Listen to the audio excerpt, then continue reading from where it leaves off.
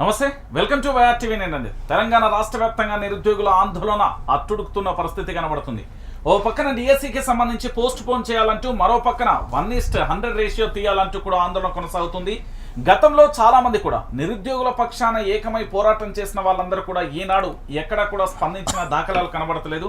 ప్రస్తుతం తెలంగాణ రాష్ట్ర వ్యాప్తంగా కూడా నిరుద్యోగుల ఆందోళన దాదాపుగా తెలంగాణ రాష్ట్ర రాజకీయాలలో కూడా ఆసక్తికరమైన విషయం. 40 లక్షల మంది నిరుద్యోగులందరూ కూడా ఏ ఎజెండా లేకుండా సొంత ఎజెండాతో వాళ్ళ హక్కుల కోసం పోరాటం చేస్తూ ఉంటే అరెస్టులు ఏ విధంగా జరుగుతున్నాయో కూడా చూస్తున్న పరిస్థితి కనబడుతుంది. మనం మొన్నటి వరకు వరంగల్, నల్గొండ, ఖమ్మం ఎమ్మెల్సీ అభ్యర్థిగా బీఆర్ఎస్ పార్టీ నుండి పోటీ చేసిన రాకేష్ రెడ్డి గారు ఉన్నారు. వారితో మాట్లాడే ప్రయత్నం అయితే చేద్దాం. హాయ్ అండి రాకేష్ రెడ్డి గారు, ఎలా ఉన్నారు?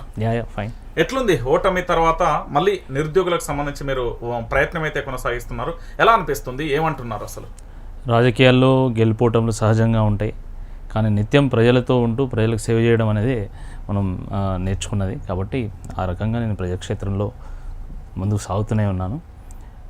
ఇటీవల కాలంలో జరుగుతున్నటువంటి ధర్నాలు, రాస్తారోకోలు, నిరుద్యోగుల ఆందోళనలు, నిరసనలు రాష్ట్రాన్ని అట్టుడికిస్తున్నాయి.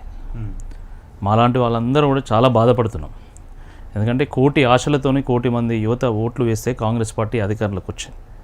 కానీ దురదృష్టవశాత్తు ఏంటంటే ఈరోజు తల్లిపాలు తాగి రొమ్ము గుద్దినట్టుగా ఈరోజు కాంగ్రెస్ ప్రభుత్వము వ్యవహారం చేస్తూ ఉంది. అన్నం పెట్టినోడికి సున్నం పెట్టినట్టు చేస్తూ ఉన్నారు.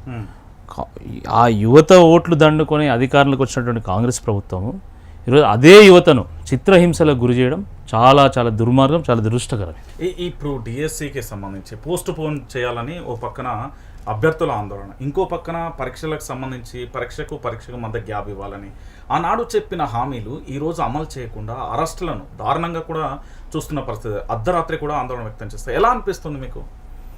అంటే నిరుద్యోగులను ఆగం చేయడం కాదు, వాళ్ళని అంతం చేయాలనేటువంటి లక్ష్యం ఏమైనా పెట్టుకున్నారా అనే రీతిలో ఈరోజు ప్రభుత్వం వ్యవహరిస్తూ ఉన్నది. ఓకే, నిన్న చూడండి మీరు, డిఎస్సి అభ్యర్థులు వాళ్ళు ఎగ్జామ్స్ పోస్ట్ పోన్ చేయండి, ఎందుకంటే అన్ని పరీక్షలు ఒకే సమయంలో రావడం వల్ల మేము అన్నింటికీ ఒకేసారి ప్రిపేర్ కాలేము, మేము నష్టపోతాము, చాలా ఏళ్ళ నుంచి ఆశతో మేము ఎదురు చూస్తున్నాము, ఈ సమయంలో డిఎస్సి పోస్ట్ పోన్ చేయడమే సరైనటువంటి ఉపాయం అని చెప్పేసి వాళ్ళు రోడ్డు ఎక్కితే వాళ్ళని అరాచకంగా ఈడ్చుకుంటూ పోయి లాఠీలకు పని చెప్పి ఒక స్టేడియంలో వేసి రాత్రి 10-10:30 వరకు కారు చీకట్లో కనీసం వాళ్ళకి తిండి పెట్టకుండా వాళ్ళ కడుపులు మార్చి వాళ్ళని బంధించడం ఏదైతుందో చాలా దుర్మార్గం. ఇది సమైక్య పాలనలో ఆ రోజు ఉద్యమకారులను ఏ విధంగా చీకట్లో బంధించి వాళ్ళని చిత్రహింసలకు గురి చేసిందో ఈరోజు కూడా అదే రకంగా, ముఖ్యంగా మహిళలు, అమ్మాయిలను కూడా కారు చీకట్లో వేయడం ఏందండి? ఎంత దుర్మార్గం ఇది, నాకు అర్థం కాదు.